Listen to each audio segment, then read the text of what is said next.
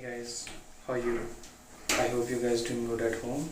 And here I'm coming with my next video in which I will discuss about how to activate your internet banking third-party activation in HDFC Bank.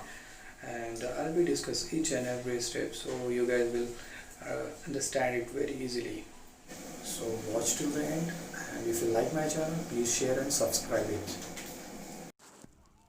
हमें सबसे पहले Chrome browser पे जाना है और hdfcbank.com जो official website है HDFC की उसे ओपन कर लेना है। फिर हमने यहाँ पे लॉगिन पे क्लिक करना है, हमारे पास ऐसा इंटरफेस खुलेगा और फिर नेट बैंकिंग पे इसे सेलेक्ट करना है और लॉगिन पे क्लिक कर देना है। फिर हमारे पास ऐसा पेज खुलेगा, हमने कंटिन्यू टू नेट बैंकिंग कर देना है और यूज़र आईडी और कस्टमर आईडी जो कि 9 डिजिट की होती है वो HDFC की तरफ से आपको मिलेगी, तो वो यहाँ पे हमें एंटर कर देना है। ये मैं अपना यूज़र आईडी जो है वो एंटर कर रहा हूँ, कंटिन्यू करना है और पासवर्ड जो हमें HDFC की तरफ से मिलती है उसे हमें चेंज कर लेना है, स्ट्रॉन्ग पासवर्ड कर लेना है, उसको चेंज कर लेना है और फिर वही पासवर्ड हमें यहाँ पे एंटर करना है। तो हमारे पास में ऐसा पेज खुल जाएगा और फिर इसके बाद हमें फर्दर फ़ंड ट्रांसफ़र पे क्लिक करना है। फिर हमारे पास ये आएगा रजिस्टर लेटर, रजिस्टर नाउ पे हमें रजिस्टर नाउ पे क्लिक करना है। तो यहाँ पे एग्रीमेंट टाइप की आएगी वो, ये आप अपना पढ़ सकते हैं कि इसमें क्या क्या चीज़ें हैं, तो ये आप अपने तौर पे पढ़ लेंगे। यहाँ पे हमने कंटिन्यू पे क्लिक कर देना है सेलेक्ट करके। फिर हमारा ये कार्ड नंबर आएगा, तो इसे हमें ऑथेंटिकेट करना है, हमने पिन डालना है, पिन एंटर कर देनी है यहाँ पे और कार्ड की एक्सपायरी डेट जो होती है हमारी वो एंटर करना है और कंटिन्यू कर देना है। फिर ये इंटरफेस आएगा और रजिस्टर नाउ पे क्लिक कर देना है।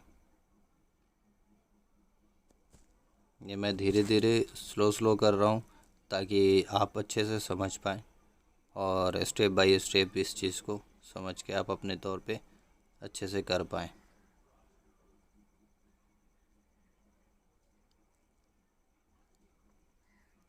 यह हमारा रजिस्टर्ड मोबाइल नंबर है, तो ये यहाँ पर आएगा और हमने यहाँ पे सेलेक्ट कर लेना है जो हमारा बैंक में रजिस्टर्ड नंबर होगा उसे हमें टिक कर देना है और सेलेक्ट कर लेना है।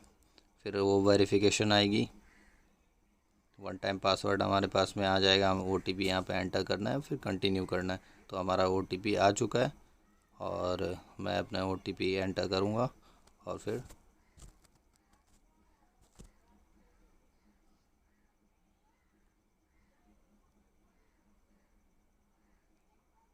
कंटिन्यू पे क्लिक कर दूँगा।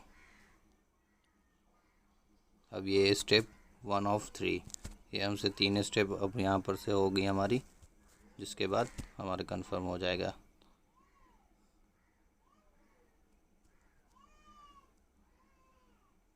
ये हमसे इमेजेस पूछेगा, तो हमने इसको सेलेक्ट कर लेना है। ये ऑथेंटिकेशन इमेजेस होती है, ये आपको मेमोराइज रखनी है। जब लॉगिन करोगे आप तो फिर ये ऐसा आएगा, आपको सेलेक्ट करना है कि आपने कौन सा इमेज यहाँ पे सेलेक्ट किया है।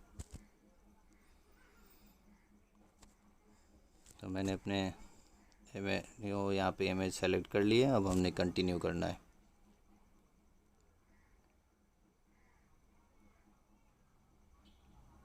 यहाँ पे ऑथेंटिकेशन पूछ रहा है, तो आपने कुछ भी अपना शॉर्ट नेम या कोई भी चीज़ जो है जो आप इजीली मेमोराइज रख सकते हो वो आपको यहाँ पे टाइप कर देना है।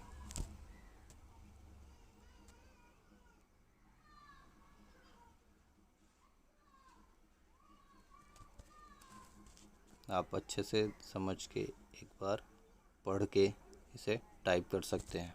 तो मैंने पढ़ा हुआ है तो मैंने अपना टाइप कर दिया है।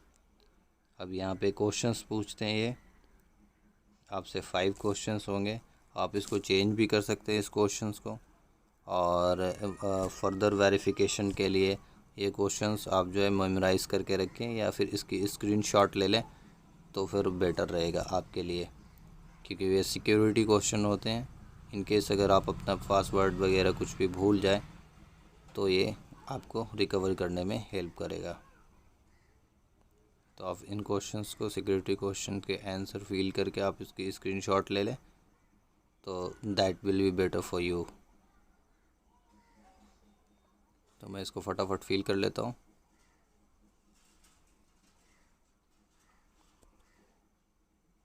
मैं आराम से कर रहा हूँ क्योंकि मैं आप लोग को अच्छे से समझा सकूँ, इसलिए मैं धीरे धीरे से कर रहा हूँ।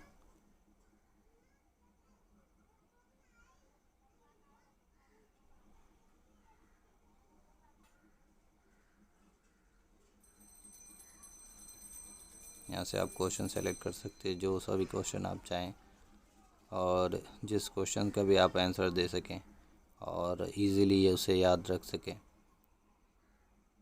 तो आपने वो क्वेश्चन सेलेक्ट कर लेना है और उसको यहाँ पे फिलअप कर देना है।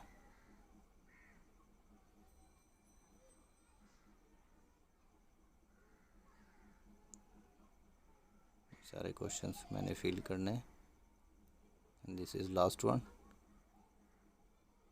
और यहाँ पर से ये सारे फिलअप करके फिर हमने नीचे आना है, और ये सेकेंड स्टेप है। अब थर्ड स्टेप होगा।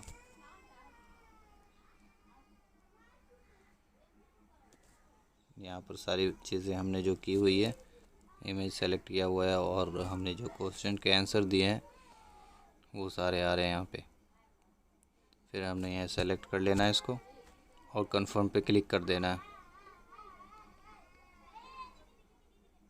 और यहाँ पे ये मैसेज आ गया कांग्रेचुलेशन का, आपका रजिस्टर्ड हो चुका है।